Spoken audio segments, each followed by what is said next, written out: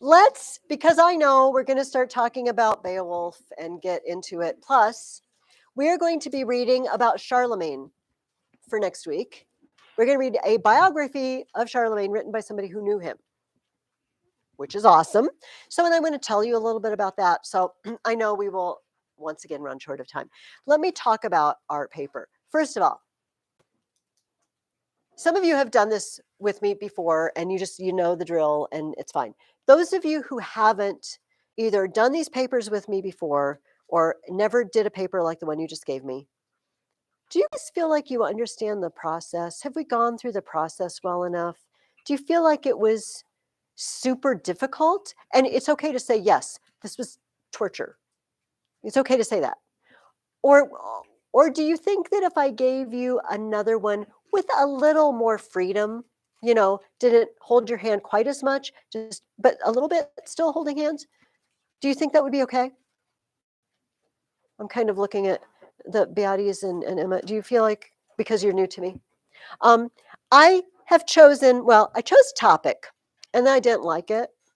So I chose actually, I've chosen 3 topics so far. And the first one I totally rejected because I didn't like it. But then yesterday I was looking and I was like, I don't love that either. So I'm going to actually give you a choice. I'm going to give you 2 potential paper topics, and you get to choose what you want to do, which one you like better, just because of my own personal indecision and wishy-washiness. This week, here's what I'd like you to do. I'm going to give you the topics here. The thing we called invention, coming up with ideas, brainstorming ideas, and the thing we called arrangement, choosing ideas and putting them in an outline, that's what we're going to do this week. We're not writing the paper this week. That way, if you come next week and you say, I have no ideas, we can talk about that. If you say, I have no idea how to turn my ideas into an outline, we can talk about that. If you inadvertently thought today's paper was not due today, you have extra time. See, I'm not behaving myself even though. Okay, here, because I know you're all waiting. Drum roll. This is what you really want to know. Oh my gosh. You said drummer. I know. I'm going to be careful what I say. Do you remember was it any of you? Oh, no, I had kids some years ago. And I used to, unfortunately, just say to kids, just let it go. And then they would break out in the song. This was when it was really, and I never would learn the lesson. I'd say, just let it go. And it would just start coming out of my mouth. And I'd think, you just did it. Okay. Question number 1. These are going to both be a should someone have done something. These are usually easy. It's much easier than is poetry more effective than prose. And it's easy to have a opinion on it, I feel like. Okay. Idea number 1. Should Beowulf have fought the dragon? Because it didn't end well. You can embellish that with, should he have fought the dragon alone? You can expand on that, okay? Idea number 2. Is Beowulf a hero? This is the one I came up with last night while I was looking at everything. Should Beowulf have gone out and fought that dragon? Maybe if he just left it alone, it would have blown over, like literally and metaphorically. Or is Beowulf a hero? Rhett. I feel like with the first question, just a little bit of just opinion on books. He kind of just got a little excited with killing Grendel and stuff. He was like, I can do anything. I'm gonna go kill this dragon. And then hold on to that thought because I really want to dive into that. And so if you choose that one, I feel like today's discussion might bring up questions or ideas for it. Here's how I would attack this assignment. First of all, I would, I might even keep an open mind about which one I want to choose till I think about it a little bit and think which one has more material. And I would go to my reading guide to the common topics. And these are just questions to ask myself to get me started. If I choose, is Beowulf a hero? Well, I look at definition. What is it that I'm discussing? I'm going to need to define hero. What do I mean by hero? What is a hero? Maybe I'll even look it up in the dictionary. Maybe I'll think of examples of heroes, people that everyone considers heroic. Maybe I'll talk about different kinds of heroes. Do you see? Definition would be really rich for this one. As I start to think about what makes a hero, why do we call someone a hero? It's going to open up ideas. If I choose, should Beowulf have fought the dragon? Comparison. The second common topic, comparison, might come in handy. Can I compare it to other great fights against odds, against all odds? Are there examples where other people went out when it didn't look like the odds were with them and it went well or it went poorly? Can I learn anything from other battles with other monsters? Could even be monsters inside you, you know? Doesn't have to be real monsters. Comparison for this one, I look at other heroes. What other people do we call heroic? Does Beowulf measure up? And I feel like after I've done that, I've already got a lot of ideas written down on my page. You know, there's a lot of stuff. Relationship is the next one. Cause and effect. What causes it? What might it lead to? This is a great one for this one. What might happen if he doesn't fight the dragon? What did happen because he did fight the dragon? Do you see how I'm using that question to just sort of get ideas? And there's not necessarily one answer to each of these questions. There are many answers to these questions. Circumstance. That is, under what conditions does this take place? Well, what's happening? This would apply to both of them. What's happening in his kingdom at the time? This one we could expand it. What's happening in Hrothgar's kingdom? What issues is he addressing? What's happening to his people? Who is he? He's the king in the dragon case. What is the job of a king? What do people think of a king when he doesn't do his job? So ask yourself those questions. That's all this is. It's not a checklist. I must answer every question. No, you just sort of ask yourself things and then let your mind wander and follow the threads as far as it takes your mind and write it all down. Even if you don't think it really matters, write it down anyway. Because the thing you think doesn't matter might come back. Okay? Does that make sense to everybody? And do you feel like you could do that? Like without my help? Okay. Then if you turn, we have the outline. We are one more time saying you don't have to do the refutation unless you want to, okay? So this paragraph that says refutation, you don't have to do it.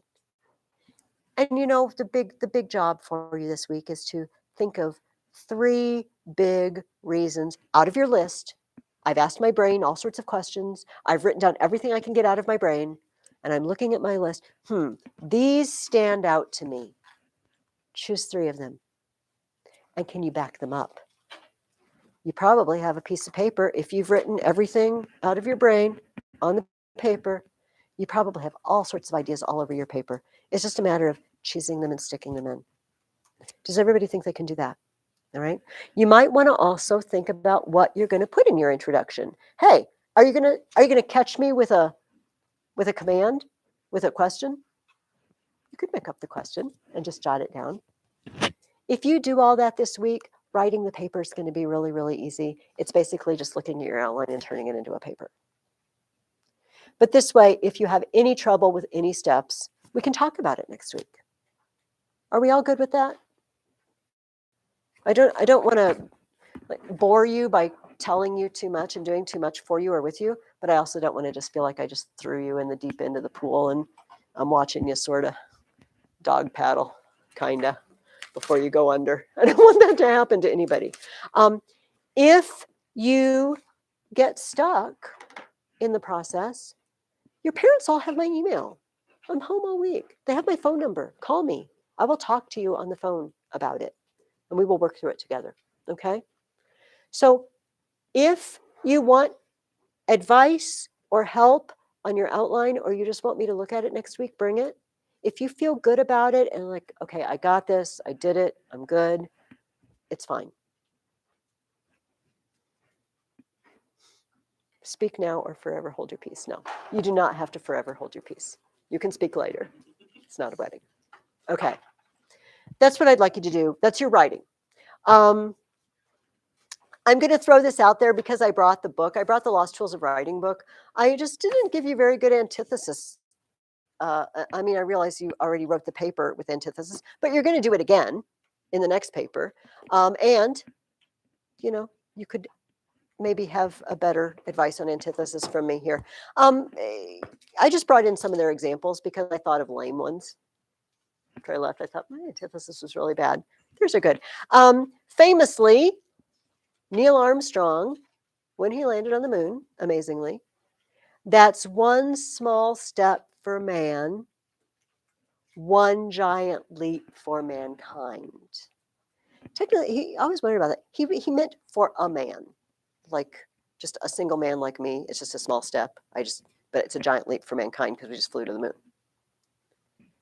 Small step, giant leap. One man, all of mankind. See the antithesis?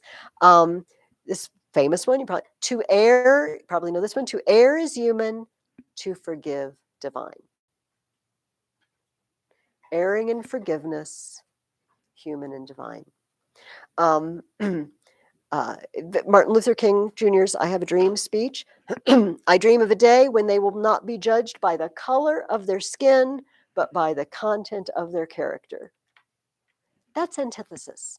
When I was a little girl, there was a show on ABC called The Wide World of Sports. And my dad had it on every Sunday. And there was just this rousing music, and it was just clips from all sporting events. It was on all. I was a little kid, but it seemed like it was on forever, like hours and hours and hours of The Wide World of Sports. It was very tiresome. It was probably on for 2 hours or something.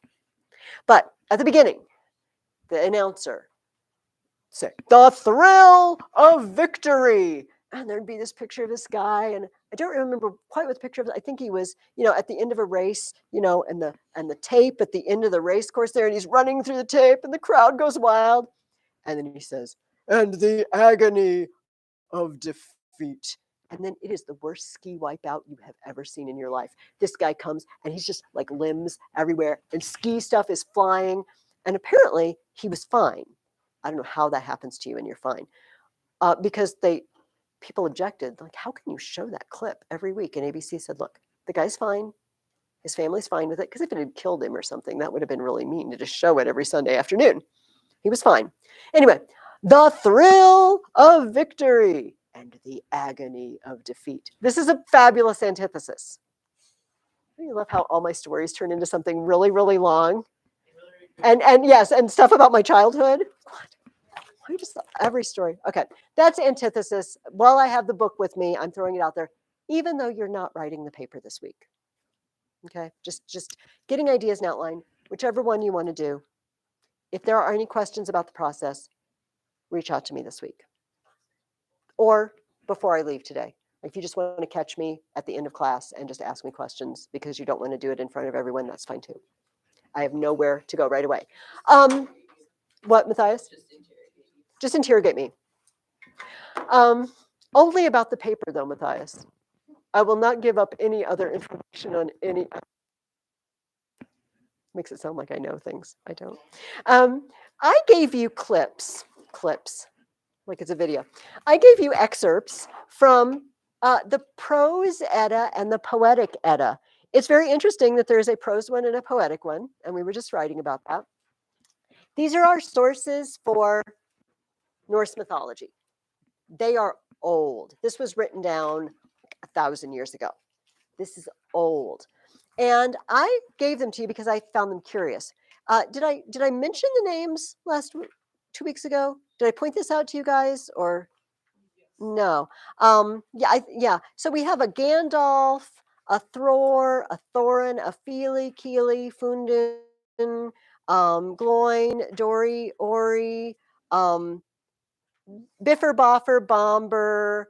Wait, which was written first? The Lord of the Rings or that? This by 1,000 years. Okay. Yeah, yeah. So Tolkien makes it very plain, and C.S. Lewis always did this too. They borrowed very freely from their day job, which was the study of medieval language and literature. They knew this stuff like the backs of their hands. And C.S. Lewis even said that Norse mythology had an aura about it that was that attracted him to beauty and eventually led him to Christianity. That it was a tool in his voyage to Christ. Some of you may know C.S. Lewis was an atheist for a good while. He was raised in the Church of England, but didn't really thought it was all bosh. And his very interesting faith journey. But he said there was something grand and sublime about those cold regions of the north and those stories, and it awakened something in his soul. And then eventually he realized that thing he was looking for was in God. All right, but and Tolkien was raised Christian, and didn't have that conversion moment, we would say. This was the faith he always followed, but he also loved it. And then I gave you this excerpt from the Prose Edda. I just want to point out one thing. It's talking about the beginnings of the world, and about halfway down, on the left-hand side of that paragraph is the word Midgard. Can you see the word Midgard? I'm going to start with the next word. Next, they made for themselves in the middle of the world a city which is called Asgard. Men call it Troy. What? Okay, you're not all falling over in your chairs like you should. What? Asgard is Troy? What? There dwelt the gods and their kindred, and many tidings and tales of it have come to pass, both on earth and aloft. And then it goes on to talk about the family of Odin and the Asgardians. You just can never get away from Troy. This is the moral of the story. Troy is everywhere. It haunts your steps in Western civilization. Where do the Romans come from? Troy. The very earliest, one of the earliest British histories, we didn't read it, Geoffrey of Monmouth. I brought it in and read an excerpt, I think, when we were reading Bede. Where did the earliest inhabitants of Britain come from? According to Geoffrey, from a guy named Brutus, who was a refugee from Troy, who stopped off in Italy for a little while, but people were already there and he wanted fresh pastures. So he ended up in Britain. He said they were Trojan. Apparently half of Europe is from Troy, including the gods of Asgard. Yes, Ethan. It's a funny painting of the picture because it's like in Norse mythology, Asgard is meant to fall, just like Troy was meant to fall. Yes. It's a very interesting picture right there. Fascinates me that the Romans want to be Trojan when they are the defeated.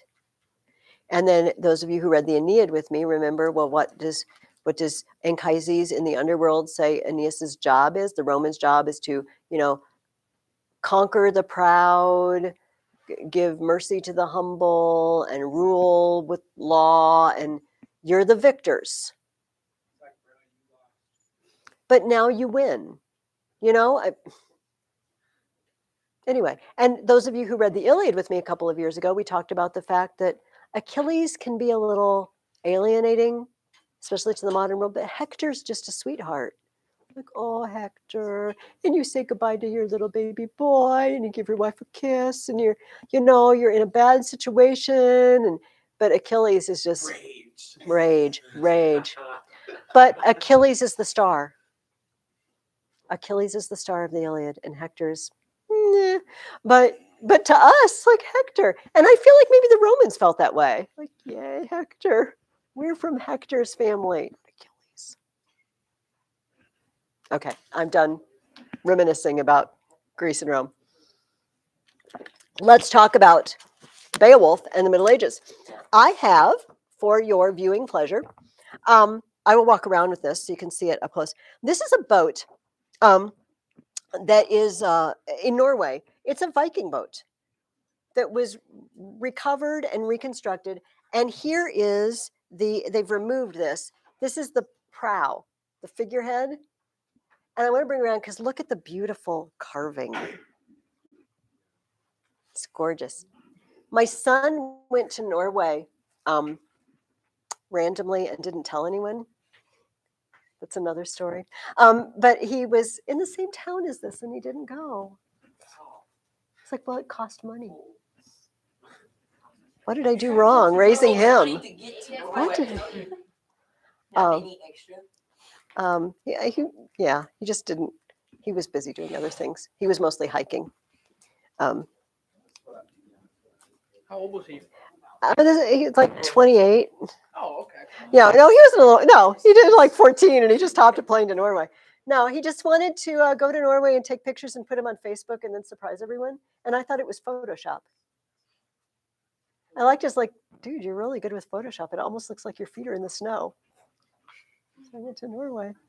Oh, wait. He wanted to hike to I a didn't even see a that. geographical. It was a 20-mile hike. And he went in October at the time when the sign said, "Do not go past this point without a guide." After this, like, all right, I'll go. But then it occurred to him, he's hanging over the edge of this cliff, and he's like, only my roommate knows I'm in Norway, and he doesn't even know where I am. But he came back. It was all good.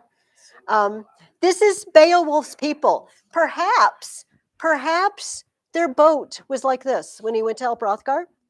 Perhaps Maybe this is Beowulf's boat. I think we should just believe that, even if it's not true, because it makes me happy. Remember, the author, okay, these people, I keep saying, the characters, but the author is a Christian, Anglo or Saxon. His heritage is here, but he's accepted Christianity. And we read that amazing passage last week where at the beginning, when Grendel first comes to Hrothgar, it said, that this monster came and some people went back to their idols. Some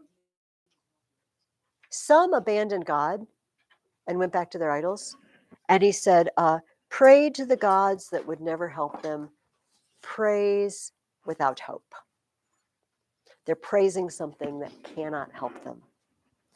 But most of them did not. They said, how many times did we read, the maker, the wielder, the shaper, is in charge of everything. Okay, so what have I done with my glasses? I can't feel them anymore, and so I never know. You'll get old someday, Hannah, and then you'll turn into me. Maybe not, if you're lucky. Okay. When we left off 2 weeks ago, Grendel's mother was dead. The bottom of that lake. And the lake is surrounded by friends of Hrothgar and Beowulf's companions. And here's the deal. Don't know what's going on down there, but suddenly a bunch of blood bubbles up. Well, there goes Beowulf. There goes Beowulf. This is what we think. Yeah. And so a lot of them just leave.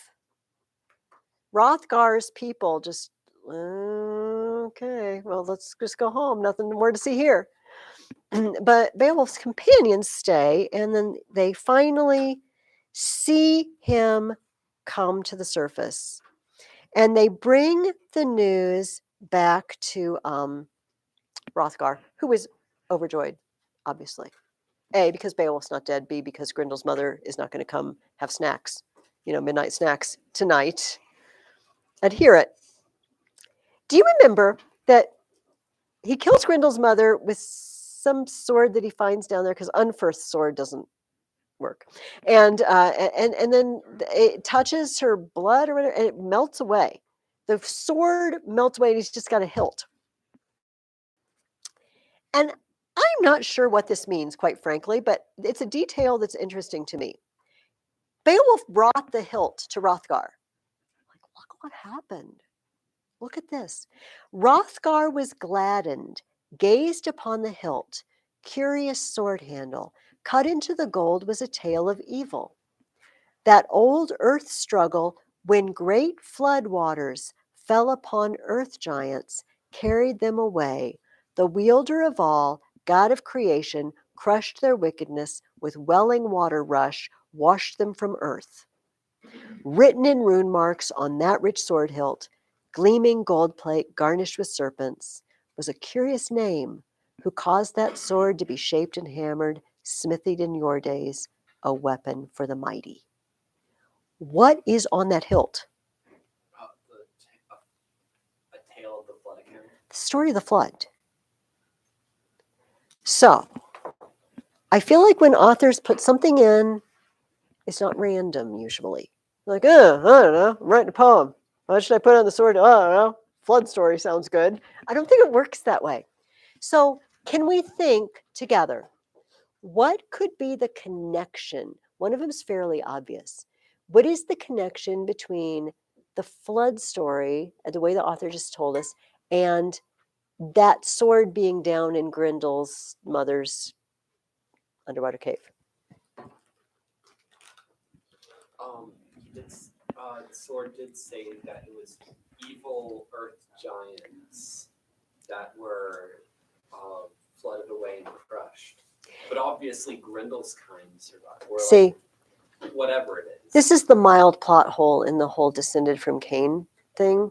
But yeah, in Genesis chapter 6, where the flood story starts, Genesis 6 starts really weird, and it talks about the fact that there were this is the passage where it says the sons of God came to the daughters of men, and the daughters of men had children, and there were giants on the earth in those days, heroes of old, men of renown. And people debate what this means. Does this mean evil, like demons were having babies with human children, and there was some half-breed race that were the giants? Frankly, we don't know. But then we hear about the guy whose name is escaping me. Right before Lamech, the guy with 2 wives, and I've wounded a man for killing me, 7 times back. And he's one of the men of renown, So we have Grendel and Grendel's mother related to the giants of old in some way, even though the flood. What's a more obvious connection between a flood story and what Beowulf just did? He wiped away the evil. All water. Yeah, he went under the water. He went under the water. It's like Grendel and Grendel's mother were under the flood waters, but Beowulf went down through the flood waters and took out evil. I know. See, I don't even know if the author meant that. I'm being fanciful because I don't know. I don't know that he didn't. But remember what we read last week? There's some guy came up to Beowulf and said, "Oh, blessed is the mother that bore you. Blessed is the fruit of her womb." What? What? Beowulf is apparently a Christ figure. And you're looking at me like, Mrs. Ferguson, what's in her water bottle? I don't know. But it's just too blatant to be an accident that our author knows scripture. He's a Christian, and to put on there, blessed is your mother, blessed is the fruit. This is not an accident. He's sending us a message. Look, Beowulf, he does what Christ does. I don't mean he's divine, but I mean he's an example. Just like Joseph is a Christ figure, right? He goes down to Egypt, he sacrifices himself, he is humbled and pours himself out. He's in a prison for 2 years, and the baker or the cupbearer, whichever one lived, has forgotten him. But he rises up and he saves his people. Joseph is a Christ figure that way. Beowulf is a Christ figure that way. Yes. It's not really an outlandish take because you have the similarity between the flood story where Jesus, the creator, literally just washes away sin and just defeats it with the flood. And then you have Beowulf going into the water to defeat evil. It's not an outlandish take. No. And I actually I have an idea about the sword. The sword Mm. that was burned away. Acid. Acid can burn away metal. Grendel's mother is got acid in her She's veins. acidic. She's acidic. She's toxic. She's toxic. And yeah, sin is toxic, and it burns away the good from you. And acid is toxic and burns away flesh, and metal, and so many other things. We're going to talk most of the time today about that dragon, because it's the big episode of the end. But all these creatures, they're wicked. They're wickedness, aren't they? What does Grendel remind me? What does Grendel hate? Why is Grendel go snack? Grendel hates human happiness, joy, feasting, laughter, the hearth, song. Hates it. And I picture fancifully that the devil feels the same way.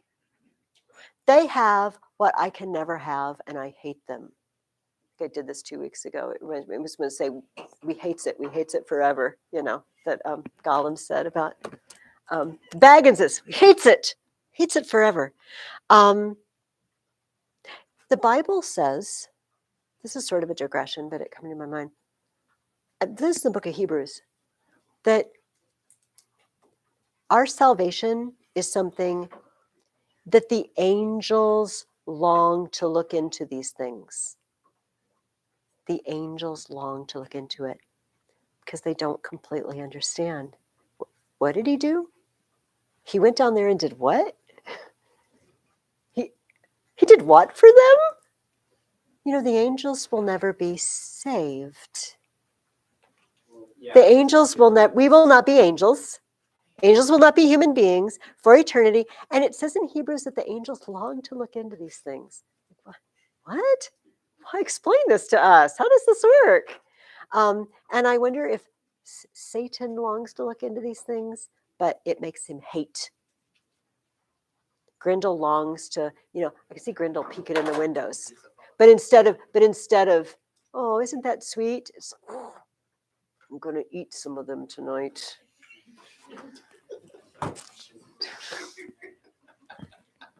Don't know what to say about that. Hrothgar is overjoyed. Like I said, for 2 reasons. Beowulf isn't dead. Grendel's whole family, as far as we know. Fingers crossed, there's no siblings or dad.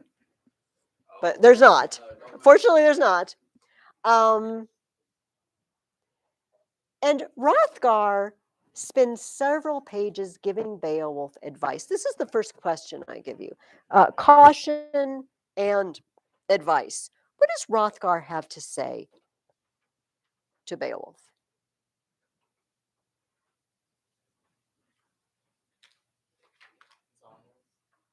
Say it again, Alex. About his honor. What does he need to do to keep his honor? Or what should he not do?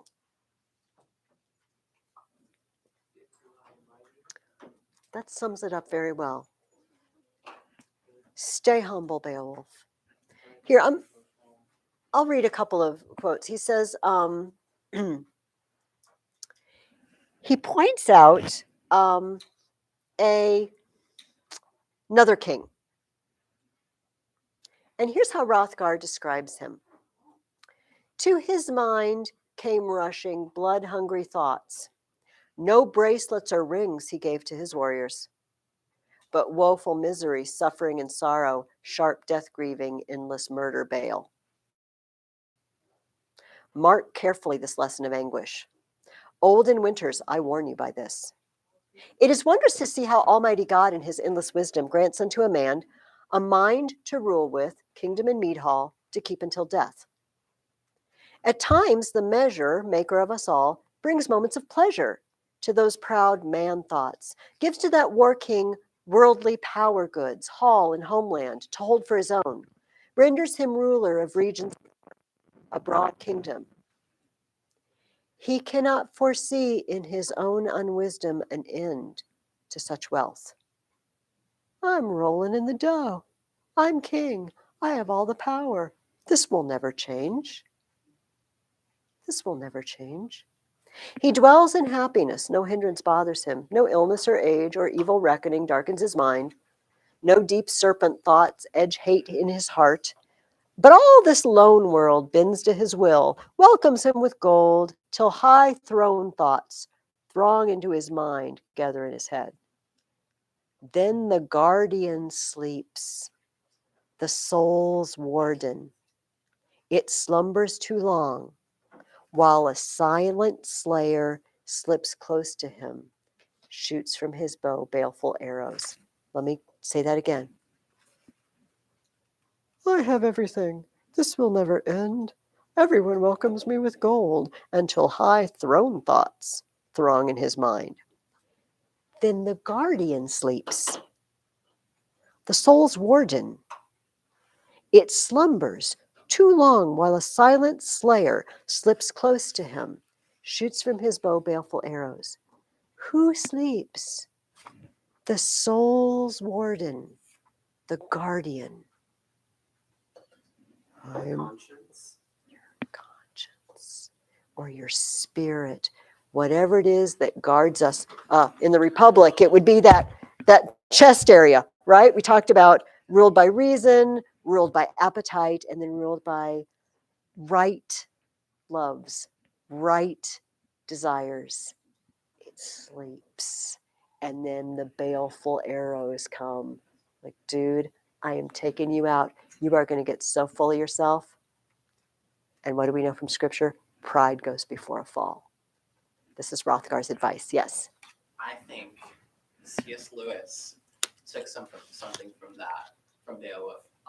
So he talked about how pride weakens your spirit, and how when you're in a mindset of pride, one of the greatest sins, you're numb to it. You're numb to sin, and those are the arrows, right? That numbness, that closed conscience, whatever we want to call it. We don't know how to describe it, but we all know what it means because we've all done it. You guys are young, but I bet you've done it. I bet you've made up your mind that you wanted to do something and you've come up with really good reasons to do it, even though it wasn't the right thing to do. If you haven't, good for you. Don't. But I suspect maybe you already have. And you know what it's like for the guardian, the soul's warden, to go to sleep. And sometimes we drug it. You know, we feed it, I don't know, a bunch of NyQuil or something. I don't know. Go to sleep. Yeah. I don't know. Cough syrup, whatever. Go to sleep. Go to sleep for a while. So Rothgar, here, he's actually not done. I wanted to go up. Later in the poem, it's talking about Beowulf is back home, and it's talking about living under Hygelac, his king, back home. But it says, so he lived in honor, Ecgtheow's son, heart-strong warrior, born high to acclaim by pride and mind strength. Listen to this. Not poisoned with ale did he slay his hearth friends with hard murder blades. Does this happen a lot? That they point out, oh, he didn't get drunk and kill people. Does this mean this happens? I mean, I don't think I'd mention it if it didn't happen sometime. He's not one of those kings, who drinks heavily and then in a drunken rage kills people. Oh, apparently sometimes they do. Every other month or so. This has probably nothing to do with anything, but it popped into my head. But one of the greatest conquerors of all time did just that. Alexander the Great, in a drunken rage, killed his best friend Clytus. You might know that story. Yeah, that was not a good call. Okay. When he long has held, this is still Rothgar talking, okay, about this hypothetical king who's gone off the rails. Where was I? What he long has held, too little contents him. Greed grapples him. He gives no longer gold-patterned rings, reckons no ending of borrowed treasure years, bright earth fortune granted by God, the great measurer. I'm not thinking about the day of my death. I'm always going to be here. I don't have to give you anything. The last of splendor slips into darkness. That loaned king body cracks upon the pyre, swirls away in smoke. Soon another one steps to the gift throne, shares his gold hoard, turns that treachery to trust and reward. Guard against life bale, beloved Beowulf, best of warriors, and win for your soul eternal counsel. Do not care for pride, great shield champion. The glory of your strength lasts for a while, but not long after, sickness or spear point will sever you from life, or the fire's embrace, or the flood's welling, or the file-hard sword, or the flight of a spear, or bane-bearing age. The brightness of your eye will dim and darken. Destiny is waiting, and death will take you down into the earth. Beowulf, remember to number your days aright. In the words, is it in the Psalms? Remember to number your days aright, because you're not always going to be here. Make choices that will last. Don't be like one of these random stories that we hear, these digressions in the poem about the horrible blood feud, or the king who didn't serve his people, who turned on his kin and had them murdered. Don't be that. Hrothgar gives some really good advice. Apparently Hrothgar was good. He's dishing out the gold rings, which we laugh about, but it was a sign that he cared about his people. And they seem very content now that they're not being eaten. That wasn't Hrothgar's fault. Okay.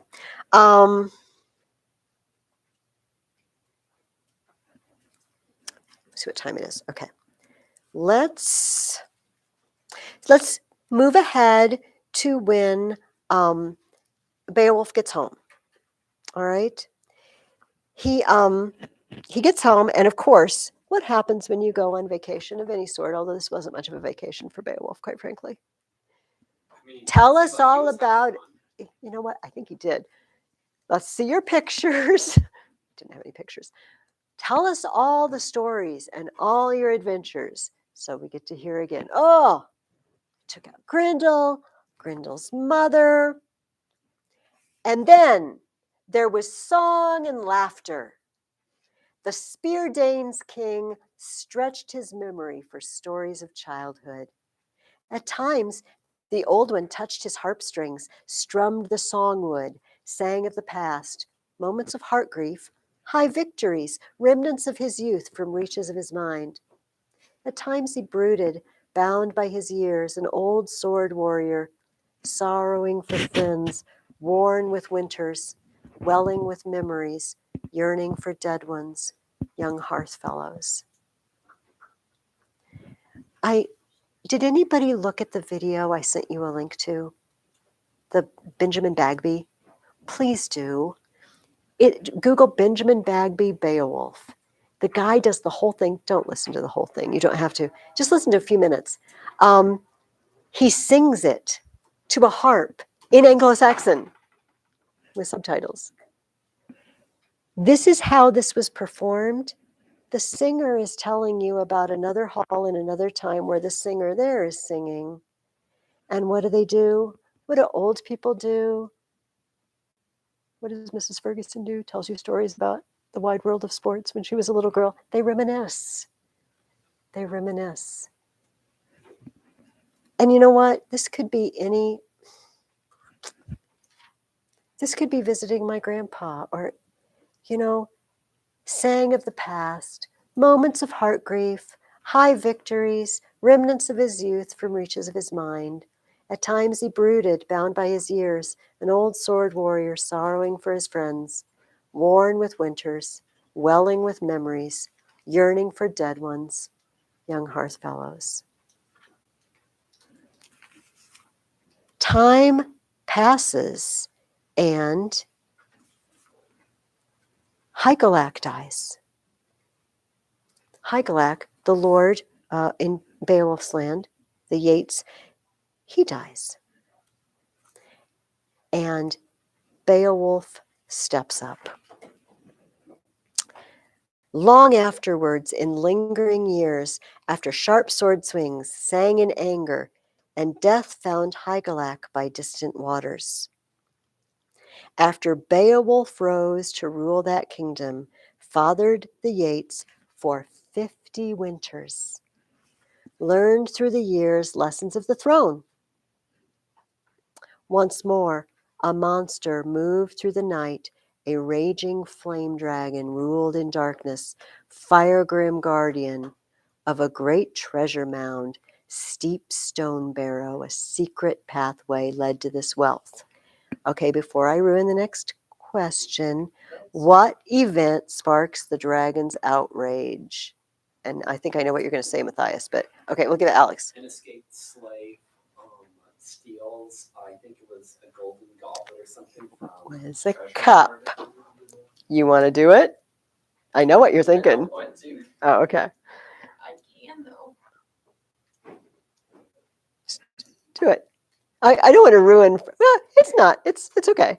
It sounds like in the Lord of the Rings, whenever Bilbo took a cup. Bilbo takes a The cup. dragon, too.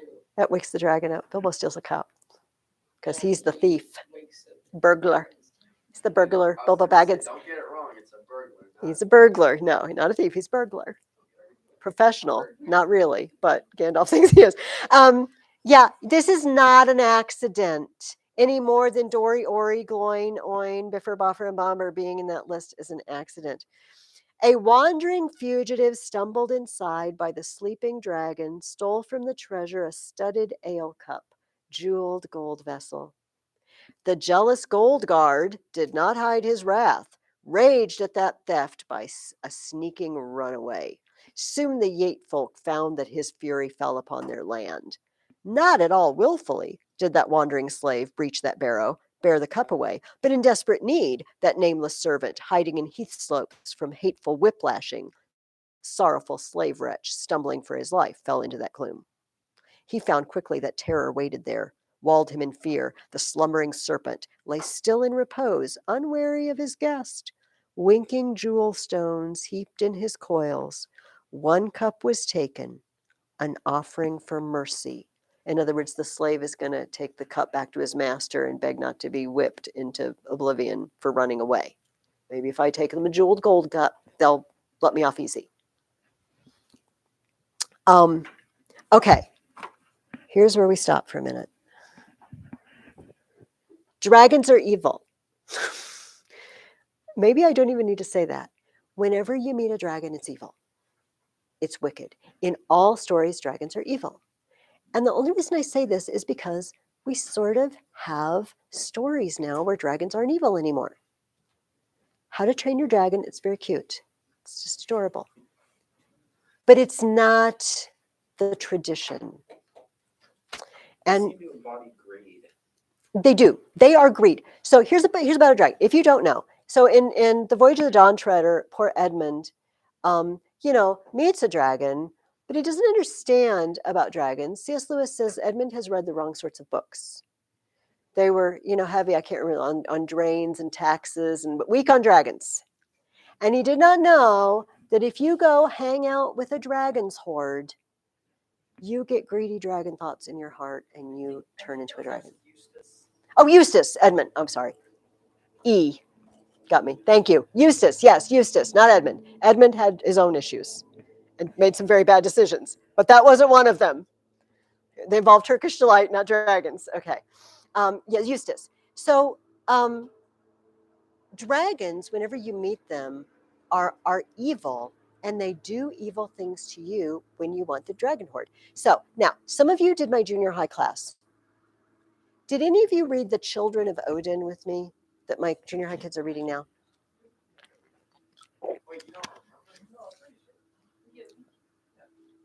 Okay, there seems to be some doubt. It's okay. I don't expect you to remember everything you read. But there's a famous Norse story, the same group of people, about a horde that was watched over by a dragon named Fafnir, who was a guy, but he turned into a dragon like Eustace. because of dragony thoughts, And there's a whole legend. I'm not even going to tell the whole story. It's a big, long story about a guy named Sigurd who kills Fafnir, but then he takes a ring, Matthias, a cursed ring, a special ring that it no, it does not, but it does other things. And this whole thing is cursed. This ring is cursed. Everything. I bring this up because this is we call it a trope. It's a kind of a stock story. The dragon makes you greedy. The hoard is cursed. You don't mess with it. If you ever find a dragon hoard, walk away. Walk away. It will not end well. First of all, you will wake the dragon up because dragons know every single ounce of gold. This is another thing about dragons. They have an inventory, and they wake up and they know someone took a cup, someone took a ring, someone took a gold coin. I can feel one is missing. They know. And we kind of have to know this because everybody listening to the story of Beowulf knew this. Like, oh, dragon hoard, cursed, don't mess with that, gonna be trouble. Everybody would already know. It was one of those stories they knew. You would think that maybe Beowulf would know. But it kind of doesn't sound like he does. First, we learn to Beowulf was sent sorrowful tidings, grief-heavy news that his great mead hall, mightiest of gift thrones, had melted in flames, cindered by dragon heat. That darkest message was horror to his heart, hardest of fate strokes. He thought for a time he had turned from the wielder, angered the shaper with shameful action, feared his maker. His breast was troubled with dark wonder, deep soul questions. Is God mad at me? Have I done something wrong that this dragon is attacking? Soon that battle king, lord of the Yates, would give him answer, the dragon. He called for a shield, shaped to his war needs, a great iron round for the Yates defender, steel life guardian. He had learned clearly that no good tree wood could turn back those flames bored against fire breath. Tip number 1, if you're going up against a fire-breathing dragon, don't take a wooden shield. Doesn't happen.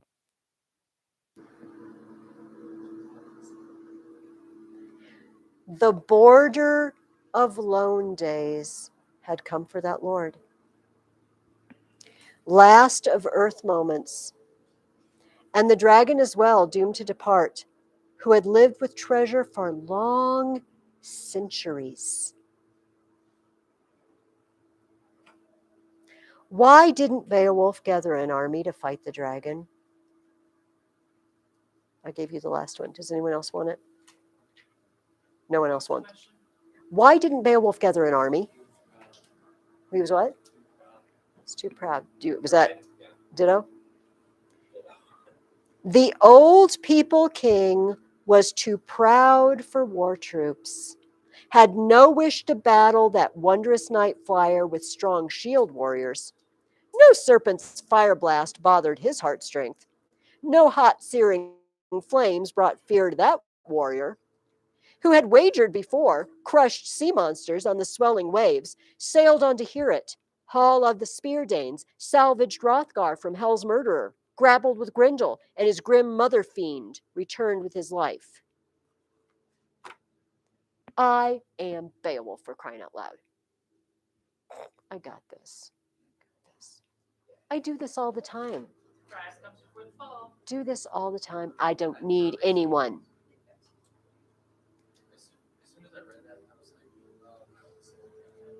Say it louder, Rhett, because I can't hear from the mark. As soon as I read that, I was like, oh crap, he's done. He's done. Hrothgar said, okay, there's no indication that Beowulf became a tyrant of any sort, that he was tipsy and killed people, that he stopped giving treasure. But this one thing can take him down. It does say the end of lone days had come for that lord. Is this God's will? I don't know. Could it have ended differently if he'd made a different decision? I don't know. But news flash to Beowulf. And I'm not sure Beowulf knows. And the older I get, the more I realize this. Sweetie, that was 50 years ago you did that. 50 years is a long time. People get old. So he's like And you 70 can't now. do, he's at least 70. And I'm sure he's in good shape. I mean, he does a pretty good job, all things considered. But this was years ago. And age creeps up on you. And then suddenly you're tired faster than you were. And you can't do exactly what you did. And you probably all have, I mean, I hope that you have grandparents still living, maybe great grandparents, some of you. And if you ask them, they will tell you, oh, when did this happen to me? Because inside, you're still 16. Your head. And I think Beowulf is still, oh, Beowulf, I killed Grendel. Half a century ago, you killed Grendel. Yeah, Matthew. This might be subject, like up to interpretation, but I feel like a dragon would be harder to kill than Grendel. Like I think so. I mean, there were Grendel times too. Yeah, basically, like so he, considering his age, he might have fought even better because a dragon is harder to kill than Grendel would probably be, and he was older. And even though he died, he killed the dragon first. So could we say that Beowulf is lacking a little bit in wisdom and discretion here? He didn't really judge the threat. He didn't judge his own capabilities and the threat. Because, yeah, Grendel can't fly. Grendel doesn't breathe fire. These are two really tough things in an opponent, right? Like, I don't want to fight somebody who breathes fire. I can't even get close. You're not going to be ripping the dragon's arm out with your bare hands. He doesn't even try to do it barehanded. He's got the shield. He's smart enough to know, not wood. Want metal here. But yeah, I think Matthew's right. I think he has sadly misjudged himself and the situation. And he's proud. Did you want to say something? Yeah. Go ahead. I have a theory about this dragon. I don't think it's an actual dragon. Oh. I know it's fire breathing, and I know that it flies, but it's also venomous. A venomous dragon. I think it's a lizard, but it's the depiction of a dragon is to show its greed. Lizard Okay. seems so small. Well, it But could be a big lizard. do you know what? You know what? Dragons are often called a serpent. Lizard is not far off. It's something reptilian. Yeah, and it's big. So you're gonna laugh at me, but I don't care. So Jeffrey of Monmouth, our aforementioned guy with the English coming from Troy, it talks about dragons. He talks about dragons in his history of the King's Britain, and everybody's like, "Oh, Jeffrey's a loser because he talks about dragons, and that would never happen." Really? Were you there? Do you know? So those of you who had the pleasure of reading Herodotus with me once upon a time will remember that Herodotus went to Egypt and he was taken to the winged serpent graveyard. What? Winged serpent graveyards? Like, yeah, the cranes, the ibises or cranes or whatever, swoop in, and then the flying serpents migrate, and they take them all out and they eat them because they know when the migration season is, and their skeletons are laying all around, and this Egyptian priest took him there, and he says he saw it. I have no reason to think Herodotus is lying to me.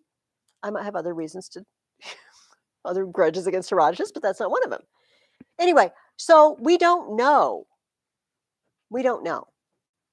What is a dragon? Did a dragon exist? You know, is this like a fire-breathing pterodactyl type creature? I don't know. I am a dragon agnostic. I don't know. Yes. Is this a literal fight or is this a figure? Also, can you hold on to that thought for a little bit, Kyle? Just a little, tiny bit, because I'm looking at my time. When Beowulf goes out to the fight, this is about not wanting people with him. He also says this later. He takes a crew with him, right? And he's like, "You guys stay by the woods. You stay here. This is not your fight, nor the measure of anyone, but only myself to meet this monster. Match death with him, reach for his life. If luck moves with me, I will gather this gold or give my life here if cold death veil carries me away. Right? So he moves towards the dragon, and who's the faithful comrade who continues to stand by him? Is a servant, but also apparently a kinsman of some undisclosed cousinship, Wiglaf. Yes. Sad came the moment for that old warrior king, Ecgtheow's son, to yield ground plain, give to that monster much against his will. He would wander elsewhere, depart from that earthland, as each man will do, give up his lone days. Not long after that, monster and man king met once again. The horde warden strengthened with hot breast roars, the bellows of his breath. In that burning air, embraced by fire loops, the folk king suffered. Not exactly in heaps did those hand companions, sons of noblemen, stand close to him, those brave sword swingers, but they bent to the woods, sheltered their lives. There swelled in one of them shame thoughts in his mind. No man can deny claims of kinship if he cares for valor. Wiglaf, his name, Weostan's son-child, Aelfir's kin, keen linden man. He remembered the bounty from his blood-kin lord. Beowulf's my king. He gives me gold. I'm going to help him. And he does, but I'm going to, for time's sake, and you guys all know how it ended, and I want to talk about what Kyle said. It doesn't end well, but Wiglaf gives it everything. I love this line. They felled that fiend, found his life core, kinsmen together, cut him to hell death, king and his soldier. So should a man be a thane with his lord. So should a man be. That's how you do it. Beowulf says, do you remember what he asked for before he's dying? He wants to do one thing. I want to see that gold. I want to see that gold. Bring it. I've given up my life to give that gold to my people. Bring it. And Wiglaf goes off, and he gives the fiercest tongue lashing you can possibly imagine to those bums standing by the woods, letting their king get cindered by a dragon. I know he said don't come. Really? Don't you see he's losing? Too few warriors crowded around him. Courage was not great. Now shall treasure gifts, the taking of swords, all homeland joys in the halls of your kinsmen, all happiness cease. You will sorrowfully wander, stripped of land rights, beloved homesteads, alone in your exile, when other battle thanes learn of your failure, your flight to the woods dragging your life shields. Death will be better for each of you than a wasted life. You have no lord. What do you think the neighbors are going to do when they find out Beowulf's dead? They're going to attack. And you know what? If you want to go out and find another hall and king to be a vassal to, who's going to hire you? You're a dirty, rotten coward. Nobody wants you. You will be a wanderer. And we're like, oh, that's a bummer, a wanderer. But you got to, it does sound like Cain. We have an Anglo-Saxon poem called The Wanderer. And it's what happens when a thane has no lord. He has no ring giver, gift giver. He's homeless. He's got no ties. So must I also curb my mind, cut off from country, from kind far distant, by cares overworn, binded in fetters. This since long ago the ground shroud enwrapped my gold friend. Wretched I went thence, winter wearied, over the waves bound. Dreary I sought hall of a gold giver, where far or near I might find him who in mead hall might take heed of me, furnish comfort to a man friendless, with me, win me with cheer. He knows who makes trial how harsh and bitter is care for companion to him who hath few friends to shield him. These were kind of a tribal people. You need to be a part of the group. Wiglaf just said, you guys are out. You're out. And good luck finding anyone else who will take you in when word of this gets around. What do they do with the treasure?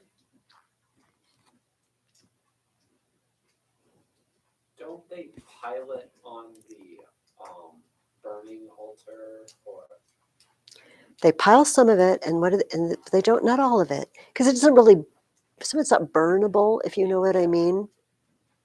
Does Beowulf's people, do they share it out?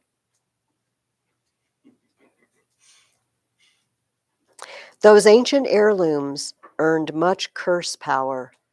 Old gold treasure gripped in a spell.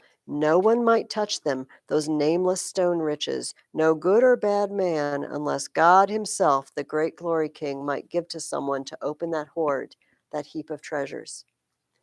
Those ancient sorcerers swore a greed spell, baneful warriors who buried their treasure, so that all plunderers would be punished with misery, confined in an idol grove, fast in hell bonds, scourged with torture who tread on that ground. Unless for gold need, he was granted in fee the gold owner's favor with full pardon. They bury it. Each beaker and dish went back to the earth, bright gold and mead cups stored once again, where they still lie waiting, as useless to man as they ever had been. Treasure. Don't seek the treasure. It's cursed. It's greed. It's greed. Kyle, tell me more about what we might read into Beowulf's fight with the dragon. Is this actually him coming to fight, or is this death coming to him? Oh, Is this his time of, if he, when he becomes sick and old and feeble and not able to lead, and he hides it from his people because he's too proud to be sick. He's too proud to be the one that's being weak and old, and he has a small group of people that he told and is supporting him. And when he needs something and when he becomes the sickest, they don't come to help. I like that very much. And so it's the group of people they told to be secretive, and they're just gonna let him die. Okay, we have desperate hands, but we'll get more information on that. Yes. More thoughts. So, this fight is pride fighting against pride. Mm. It's Greed. it's fighting against greed and pride, basically just greed. Two really major sins that, in the end, when those clash, they're both gonna lose. The dragon lost, and so did Beowulf. That clashing between those two sins, those grave sins, that's a loss, and that led to burying treasures of greed like in the ground. Like, we can't have it among us. We can't have greed among us. And so I would say you can take it as his people are learning from their own king's mistakes. That pride, that they cannot have pride among them or greed. So burying that greed and not distributing greed among other people or themselves is ultimately, well, how you get rid of greed. You have to get rid of greed by getting rid of the greed, by casting it out, casting away your sins. Not enjoying a little bit of it Not here and there, just but getting rid of completely banishing it. Yeah. Good. Matthew.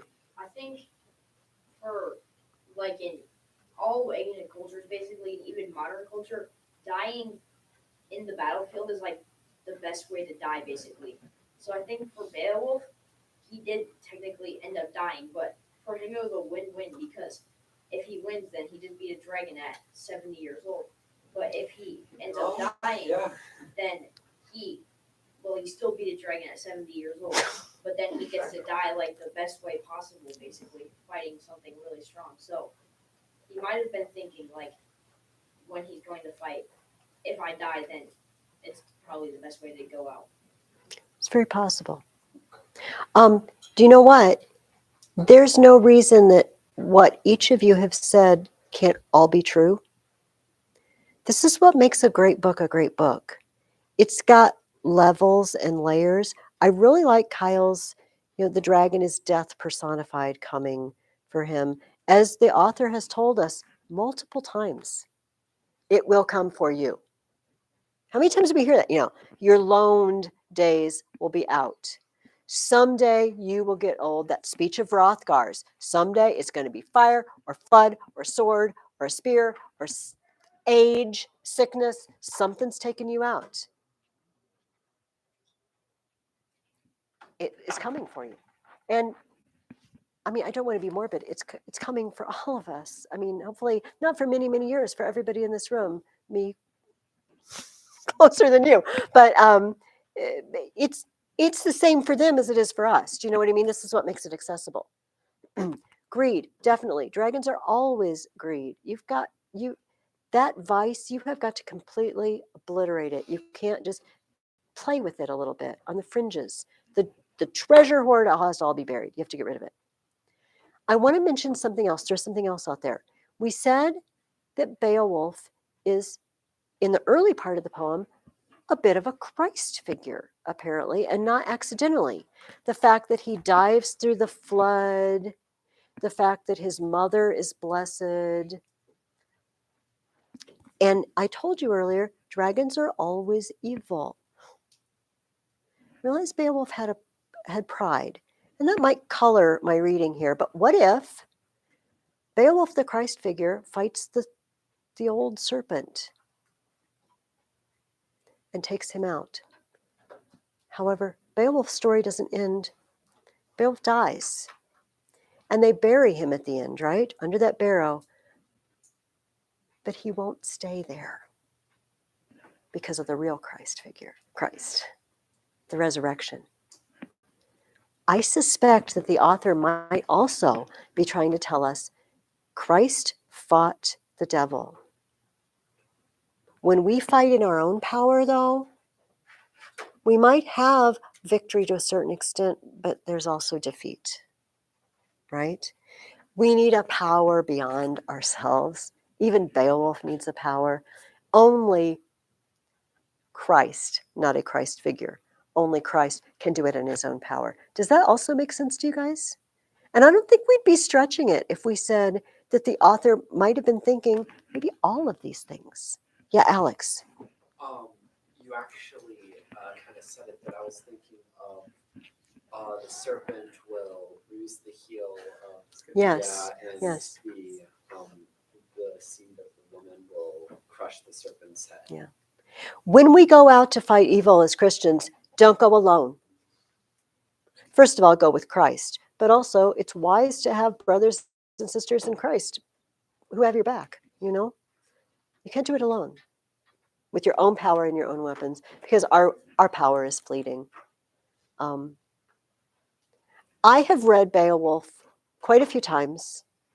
I'm hoping in a few years to start like taking Anglo-Saxon and read it someday in the original, and then I'll get back to you what it's like. But I noticed something new. I noticed new depths.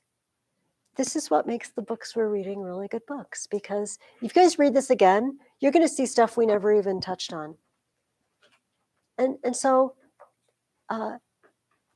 we can read things literally. Literally, it's a really great story. Who doesn't love guys fighting monsters? It's awesome.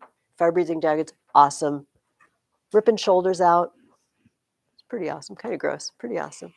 But if it's more than that, if it's the fight against our own vices, if it's the ultimate struggle against death that we will all lose, if it's, Christ fighting the great dragon, but he did it and came out alive. I mean, he died, but, he came out alive. You know what I mean? That was poorly said, but he didn't end in the tomb.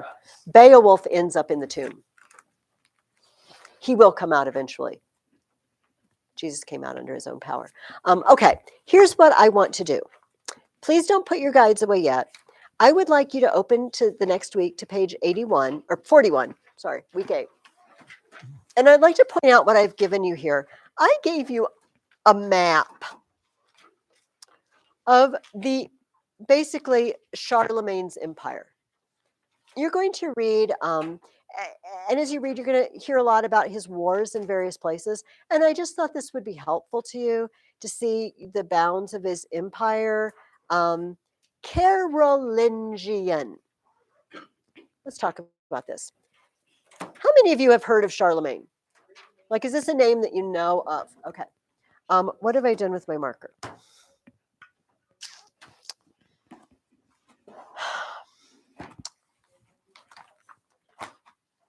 How does this happen to me? How does this happen? And of course, I threw away the other one. Okay, no, it's fine. Because we only have like, okay. I always know the thing is, I know it's there. I know it's here. Okay, so Charlemagne is sort of a Frenchish version of his name in Latin, Carolus Magnus. Charles the Great, Charlemagne. Charlemagne. He's Carolus Magnus. So his empire, starting with his dad, Pepin the Short. No, I know, it's so sad. His name's Pepin the Short.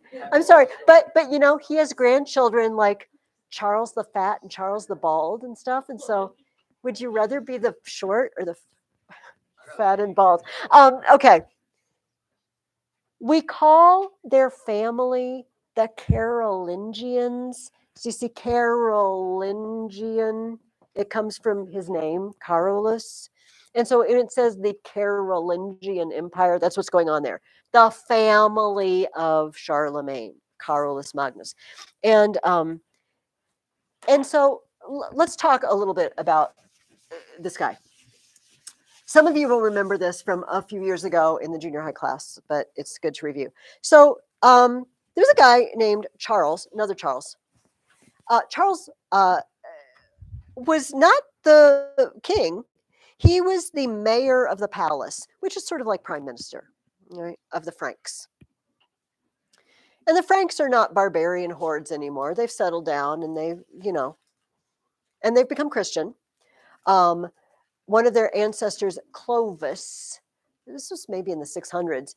His wife was a Christian, Clotilda, and Clotilda kept saying, Clovis, the real God would help you, if you would worship the real God. So he went out to battle one day, and Clovis said, okay, if Clotilda's God is listening, help me, and I'll become a Christian. And he won. It's another one of those like Constantine stories. And he and 3,000 of his men were baptized. Great. So, and they call that the Merovingian. His dad was named Merovec. So sometimes you read about the Merovingians. So they had been Christians for a couple hundred years. But this Charles was mayor of the palace, and the Muslims invaded. The Muslims had taken over all of North Africa within 100 years after Muhammad's death. They ran pretty much the Middle East, all of the north of Africa, Spain, and were coming into France. And Charles went out and he beat them back in 732. And he got a nickname, the Hammer. All right. Charles Martel, Charles the Hammer, because he's a hammer in battle. Okay. So his son was Pepin the Short. And Pepin was the mayor of the palace, just like his dad. And the king was just sort of meh. The king really didn't do much.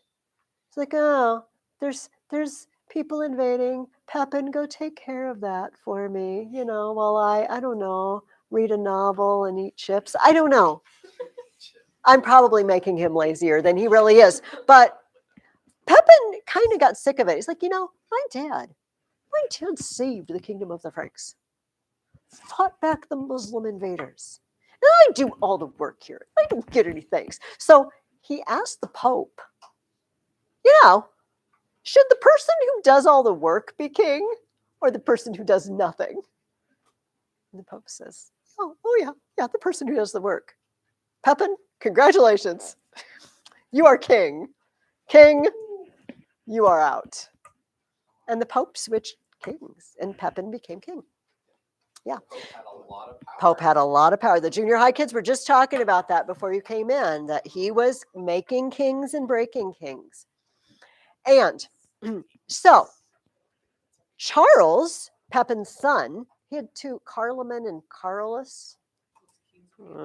So they shared the kingdom out between them, but Carloman died, so that was convenient for everyone involved, and Charles was the only one left. And so I don't want to tell you more because you're basically going to read about it, and I don't want to, spoilers here. So which is this? Okay, this is, and you're going to have to listen carefully because we have a little issue. And the issue is this. I planned my breaks after week 8. And I planned a little longer reading on week 8, but you guys don't take a break at week 8. So now I need to change accordingly because I was giving you 122 pages to read. And I'm not going to make you do that, okay? So just calm down. Calm down. So you should have a book at home that says it's 2 Lives of Charlemagne. The first one is by a guy named Einhard. Einhard knew Charlemagne, knew the court, and I want you to read Einhard's Life of Charlemagne in its completely. It's like 50 pages or something like that. It's not 50, 60 pages. It's really not that much. My issue, and yours probably does, also has a Wilfrid Strabo's prologue. This was written like 50 years after Charlemagne's death. And then Einhard has an introduction. Read those. That's included in the 50 or 60 pages. So read all of Einhard. Einhard is sort of very factual. Like, these are Charlemagne's wars. This is what Charlemagne did. This is Charlemagne's educational reforms, okay? He's just, and so it's very informative, but it's not gossipy and fun. On the other hand, the other guy, known unfortunately as Notker the Stammerer, sometimes this book will just say, yours might, the monk of St. Gall, they call him. Because he says he's from the monastery of St. Gall, that I put the plan in your reading on. And there's a bunch of Notkers there. But one of them was known as Notker the Stammerer because apparently he had a speech problem. And in Notker's thing, he says, I am telling about a wonderful man through my feeble mind and my stammering tongue. So like, oh, stammering tongue. I think he's Notker the Stammerer. We don't know. We don't know who this Notker is. A monk from St. Gall. One of like 4 or 5 Notkers. He dishes the dirt. He's like the gossip columnist, okay? And he tells funny stories. Oh, yeah. It's hilarious. So I hated for you not to read any of Notker. So here's what I'm going to have you do. Okay, I'm not going to give you page numbers. Read.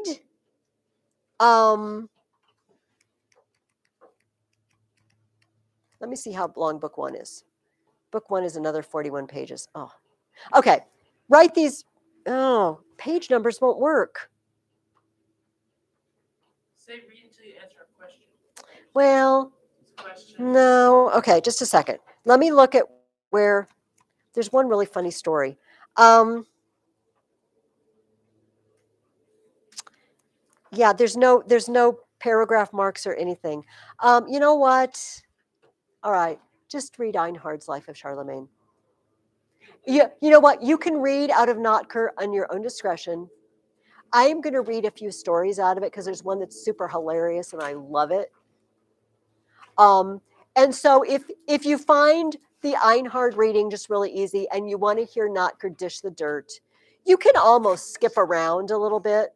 But towards the end of Notker, he starts talking about Charlemagne's son and grandson and stuff, and it gets kind of confusing. So more book 1 than book 2 of Notker. But I'm going to leave it because I just don't want to weigh you down. I'd rather you did a good job with Einhard than crammed. But if you read it all and you just read a few of Notker's stories, I'll read some to you next week. And we're going to prepare an outline for one of those paper choices and use the map I gave you when Einhard's talking about all his wars and where he's going. It might orient you better. All right, go. I will see you next week.